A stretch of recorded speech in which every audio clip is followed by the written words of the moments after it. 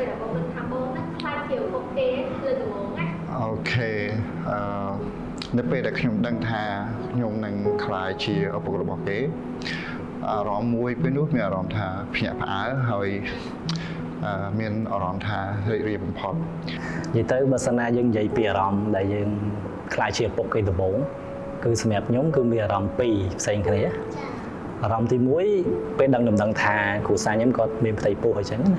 យើងមានអារម្មណ៍ថាសប្បាយចិត្តដូចយើងត្រូវឆ្នោតរង្វាន់ធំអញ្ចឹងណាបាទហើយយើងនិយាយទៅយើងគិតច្រើនបាទប៉ុន្តែបន្ទាប់ពីយើងសប្បាយចិត្តហើយយើងមានអារម្មណ៍ទី2អារម្មណ៍ទី2គឺយើងអារម្មណ៍ទី1យើងអារម្មណ៍ភ័យហើយនឹងទី2មួយទៀតគឺអារម្មណ៍យើងគេbiếtថាយើងចាប់ផ្ដើមរៀងអត់សូវសប្បាយចិត្តខ្លះដោយសារតែយើងគិតថាយើងរៀបការថ្មីថ្មោងអញ្ចឹងយើងអត់ទាន់បានត្រៀមអីគ្រប់គ្រាន់អញ្ចឹងណាចាំអត់ភ្លេចទេបាទទាំងសប្បាយចិត្តពេលដែលដឹងដំណឹងពីភរិយានឹងហើយរំភើបមែនតើបាទជាពិសេសចង់ជួបមុខកូនឆាប់បន្ថែមទៅទៀតក្រោយពេលដែលដឹងព័ត៌មាននឹងហើយត្រូវចេះផ្លាស់ប្ដូរទៅលើ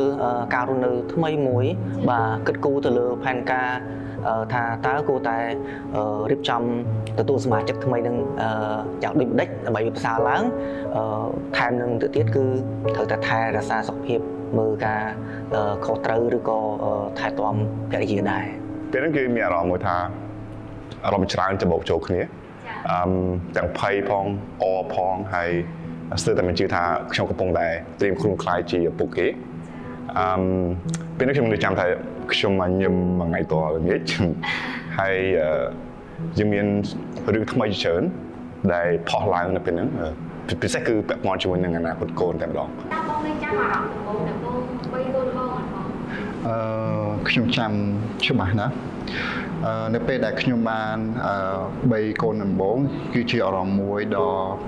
ពិសេសបំផុតនៅក្នុងជីវិតរបស់ខ្ញុំនៅពេលដែលខ្ញុំឃើញមុខកូនដ៏ស្រស់ស្អាតខ្ញុំស្គាល់នៅសេចក្តីស្រឡាញ់ដ៏បរិសុទ្ធមួយហើយមានអារម្មណ៍ថាយល់ថាការរស់នៅគឺមានន័យប៉ុណ្ណាថ្ងៃទី1ដែលខ្ញុំពោកូនរបស់ខ្ញុំហ្នឹងគឺមានអារម្មណ៍ថាទឹកចិត្តយើងជាឪពុកគឺយើ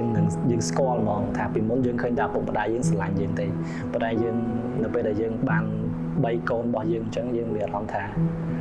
យើងពិតជាស្រឡាញ់គាត់មែនតើអញ្ចឹងបាទអារម្មណ៍ដំបូងនោះពេល3ភ្លាមខាច់ធ្លាក់កូនយើងបារម្ភនឹងឲ្យព្រោះគ្នាទូចបាទហើយទី2នោះគឺពេលដែលថាយើង3ខ្លាំង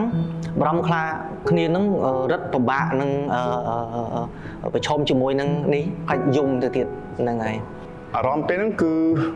វាជាអារម្មណ៍មួយដែលរំភើបមែនតើក្នុងឆាកជីវិតរបស់ខ្ញុំពិសេសគឺយើងមិនអាចកណនីបានអារម្មណ៍ពេលហ្នឹងដោយសារតែទី1គឺពេលដែលលើសំឡេងកូនយំភ្លាមអារម្មណ៍មួយដែលរំភើបដោយសារតែទី1យើងអាចដឹងថាទាំងម្ដាយទាំងកូនក៏មានសុវត្ថិភាពសម្រាប់បបពិសោធន៍ដែល3កូនវិញវាជាអារម្មណ៍មួយដែលពិបាកនឹងកណនីមែនតើពេលដែលបងខ្លាចជាឪពុកគេហើយបងគិតថាអ្វីដែលបងគិតថាលំបាកជាងនេះសម្រាប់បងជាទី1គឺពេលវេលានឹងការសម្របសម្រួលជីវិតផ្ទាល់ខ្លួនជាមួយនឹងតួនាទីជាឪពុកអញ្ចឹងខ្ញុំត្រូវចេះអត់ធ្មត់ត្រូវរៀនផ្ដល់ភាពជាគំរូហើយចេះផ្ដល់សិទ្ធិអធិភាពដល់កូនជាងអ្វីទាំងអស់គឺទី1គឺយើងត្រៀមខ្លួនអត់ទាន់មានន័យថាទោះបីយើងត្រៀមរយៈពេល9ខែ10ថ្ងៃនឹងក៏ដោយប៉ុន្តែនៅពេលដែលយើងទទួលបានកូនស្រីដំបូងរបស់ខ្ញុំភ្លាមគឺយើងនៅរៀងថ្មីមានថាយើងអត់ទាន់ចេះមើលថែទារកឬក៏កូនក្មេងតូចៗអញ្ចឹងជាពិសេសពេលយប់ឡើងហ្មងគាត់យំគាត់អីចឹងគឺយើងអត់បានសម្រាប់គ្រប់គ្រាន់ទេប៉ុន្តែយើងនៅសប្បាយចិត្តនឹងមើលគាត់បាទមិនថាបងទេបរោះទូទៅភិកច្រើនក៏គាត់អាចនឹងជួបបញ្ហាលំបាកដូចបងដែរហ្នឹងហើយគឺទៅលើកម្លាំងហ្នឹងហើយព្រោះយើងអត់ល្ងុយច្រើនបាទព្រោះបងធ្វើការពេលថ្ងៃបាទពេលដែលត្រឡប់ពីធ្វើការវិញត្រូវតែជួយមើលបន្ទុកទៅលើទាំងកូនផងទាំងគ្រួសារមួយចំនួនដែរខ្ញុំគិតថាច្រើនមែនទែនពិសេសគឺគ្រប់យ៉ាងគឺថ្មីទាំងអស់សុទ្ធតែទៅរៀន សំបីតែរបៀបឆុងទៅដល់កូនក៏ទៅយ៉ាងដែរមើលតាម YouTube ផងសួរមិត្តភ័ក្តិផងហើយបញ្ហា stress ច្រើនយើងបារម្ភគ្រប់រឿងមិនថារឿងតូចមិនថារឿងធំឲ្យតែពាក់ព័ន្ធជាមួយនឹងកូនចុងក្រោយគឺពាក្យសម្រាប់របស់យើងតិចជាងមុនដោយសារយប់ឡើងត្រូវដាច់យប់មើលកូនហើយធ្វើការពេញម៉ោងប៉ុន្តែអាភាពនឿយហត់អស់ទៅនឹងវានឹងបាត់ទៅវិញនៅពេលដែលយើងជួបមុខកូនហើយពេលខ្លះកូនដែលញឹមដាក់វាបង្កើនកម្លាំងឲ្យយើងឡើងវិញបាទ Và lỡ con thì không hay thở Bạn. con cắt ha ngày có con trong ai con xảy có trong trăm con chiều con ban này làm con á បើជាសម្រាប់ការគិតរបស់ខ្ញុំចង់ឲ្យគាត់